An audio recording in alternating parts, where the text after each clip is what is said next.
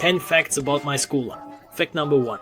I started school very early. Imagine the situation. So, I was the king of kindergarten. I had everything. The tastiest semolina porridge, a golden potty, imported Lego. And then, God's descent from the heavens that is, the teacher sensei. Oh, most worthy one, you have reached unprecedented heights, but it's time for you to move on. I'm like, what do you mean? And they tell me, off to preschool, you nursery tyrant. After that, I ended up in this very preschool class where everyone was at least a year older than me. I was bullied and oppressed, and I only managed to achieve a normal social standing somewhere around the middle of elementary school. Second fact.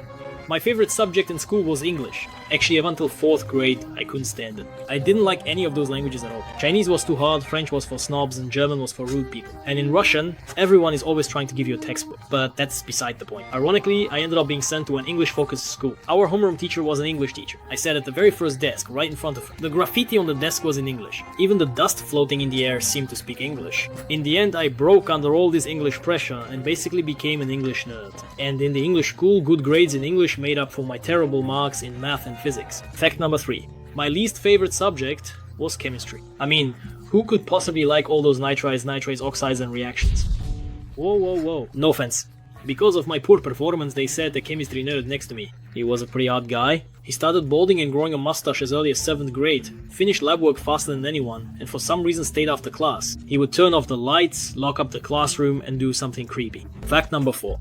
Once our school got a new principal who introduced a strict dress code. Every day we had to wear a business suit with a tie, and no one cared that you were 12 years old and had no idea how to tie that damn tie. If you showed up without a tie, you'd be ridiculed in front of the whole class and sent off to tie it. So there I was, sitting for about 2 hours trying to tie it, and then I realized it was time for a revolution. My friend and I founded the No Tie Society, supporting the rights of those without ties. Over time, many people joined us, and our movement nominated me for the position of the new principal. Unfortunately, I didn't become principal, but I was offered the position of class monitor. The dress code didn't get any more relaxed because of it, but I was forced to hassle all sorts of slackers and idlers, make announcements, stay after class, and if anything went wrong, it was always, "The class monitor is a jerk."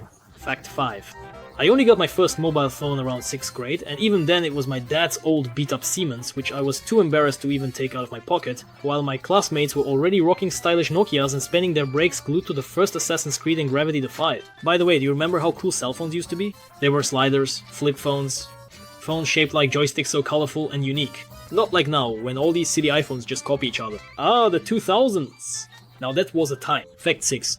In 5th grade, my heart was struck by the arrow of first love. I, being an unremarkable kid and far from the cream of the crop in our class, fell for one of the coolest girls. The cool, tough guys were constantly hitting on her, letting her play with their top-of-the-line phones, treating her to chips and candy bars. And there I was, watching all of this with the eyes of that guy from the meme about someone who will never achieve anything in life. So, one morning, I'm on my way to school, and I see her walking on the other side of the street.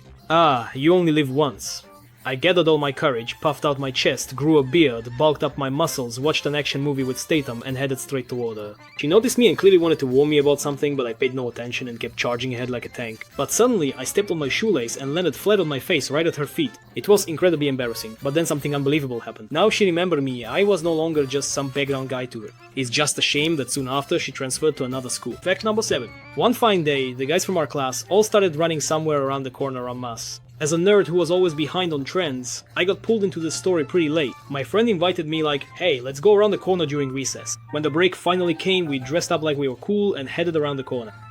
We walked with our shoulders squared, hair slicked back. To top it off, my friend even played music from Brigada on his phone. So, we walk around the corner, and that's it. Honestly, you could easily split your life into before and after this moment. There we see that all the bullies and tough guys are watching My Little Pony, trading toys with each other, and sipping tea with cupcakes. Man, it's so cute. Definitely worth it. 8th fact. In 2nd or 3rd grade, during arts and crafts class, we were making different things. Around that time, I saw what a big ripe banana looked like from the side. I decided to sculpt it, but it turned out kind of weird and unrecognizable. The teacher immediately started running around the classroom with it, yelling that you can't do things like that. Everyone around was cracking up. The next day my parents were called in, and then it all kicked off. I hate damn bananas. 9th fact. Once this was also in elementary school. My buddy and I were sitting there writing a dictation when suddenly something started flowing from the back row. There was a chubby, shy girl sitting behind us. I decided to calm down and ignore it, since the dictation was important and difficult. But the liquid reached my shoes, and the condition of their soles left much to be desired. So, basically my feet got a bit wet. I told my friend like, look, there's something liquid over there. He looked, and under his feet it was completely dry.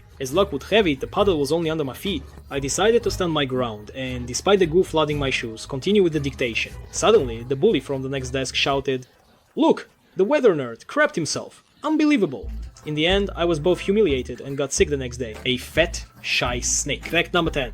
In 8th grade, we had a mock unified state exam. Back then, this whole thing was something new. Everyone looked at those answer sheets and didn't understand a thing. Even the local straight A student got a low score, but one guy surprised everyone. His answer sheet was taken away, brought to a meeting, and discussed for a long time. We were all thinking, wow, what a nerd. The whole school was buzzing for several days. But it turned out the guy had just drawn something obscene on the answer sheet. These days though, that probably wouldn't fly. Don't try to repeat this.